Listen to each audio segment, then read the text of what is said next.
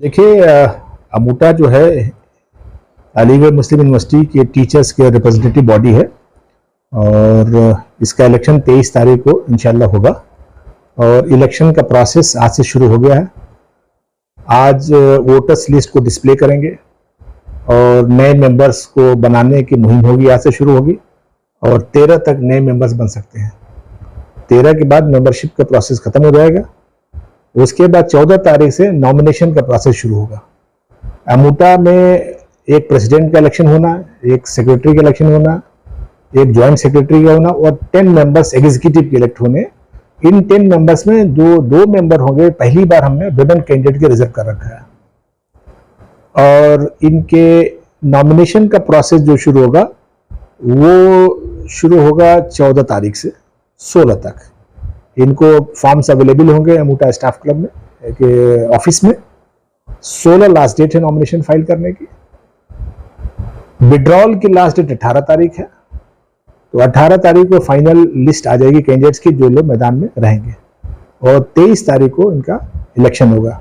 Election सुबह 9 बजे से लेकर के 4 बजे तक बिना लंच ब्रेक के होगा। पहली बार ये भी कर रहे हैं हम कि इसमें कोई ब्रेक नहीं दे रहा है, ये कंटिन्यूस इलेक्शन होगा 9 बजे से लेकर के 4 बजे तक।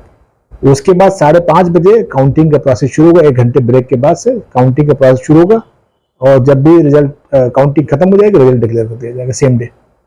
सर, 2 जो लेडीज के लिए सीट रिजर्व की गई है, इसका क्या मकसद है, क्या मतलब इसके पीछे का रीजन है रिजर्व की गई पहली बार? देखिए अमूटा के अंदर विमेन कैंडिडेट हमेशा से रही हैं, लेकिन पिछली बार जनरल बॉडी की मीटिंग में ये डिमांड आई थी कि विमेन रिप्रेजेंटेशन जो है बढ़ना चाहिए।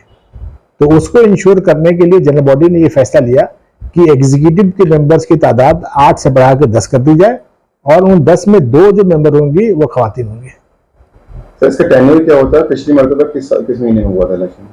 अमूटा की जो पूरी बॉडी है comprising of president, secretary, joint secretary and executive members, ये मिल करके पूरी एग्जीक्यूटिव बनती है। इनका टर्म 2 साल का होता है। लास्ट इलेक्शन एक अनप्रेसिडेंटेड सिचुएशन हुआ था, मई में हुआ था, लेकिन इसके पहले सारे इलेक्शन जो होते थे अप्रैल में, 30 अप्रैल से पहले हो जाते थे। तो आपकी 23 तारीख को इलेक्शन रखा गया।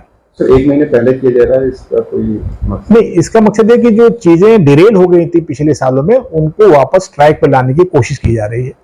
मुझे लगता है कि बहुत ही पॉजिटिव मूव है, क्योंकि पहली बार ऐसा हुआ है कि अलीगढ़ मुस्लिम यूनिवर्सिटी टीचर एसोसिएशन के इलेक्शंस टाइमली ऑर्गेनाइज कराए जा रहे हैं। उसको कंडक्ट किया जाना है। 23 तारीख को पोलिंग है, उससे पहले तमाम 8 तारीख से लेके 8 से लेके 22 तारीख तक यूनिवर्सिटी जीवीएम भी 22 तारीख को होनी है और उससे पहले नॉमिनेशंस और डिस्प्ले ऑफ वोटर्स लिस्ट भी होनी है। तो तमाम चीज़ें वक्त पे हो जाए। पिछली बार जब अमूटा स्टैब्लिश हुई थी after a long period of time, उससे डिमांड किया गया था कि जो इलेक्शंस है उसको टाइमली कंडक्ट कराया जाए। ये एक डेमोक्रेटिक एमयू के डेमोक्रेटिक फंक्शनिंग और एकेडमिक फंक्शनिंग के लिए सबसे बेहतर एक उपाय है और साथ साथ में एक बहुत ही पेकुलियर कैरेक्टरिस्टिक्स ऐड किया गया है इस बार के अमूटा के इलेक्शंस में कि 2 सीटें रिजर्व की गई वुमेन्स और फीमेल कैंडिडेट के लिए, फीमेल फैकल्टी मेंबर्स के लिए, जो एक पॉजिटिव स्टेप मैं मानता हूं और साथ साथ में मुझे लगता है कि कहीं ना कहीं से वुमेन्स राइट्स को लेकर के बड़ा कदम उठाया गया है।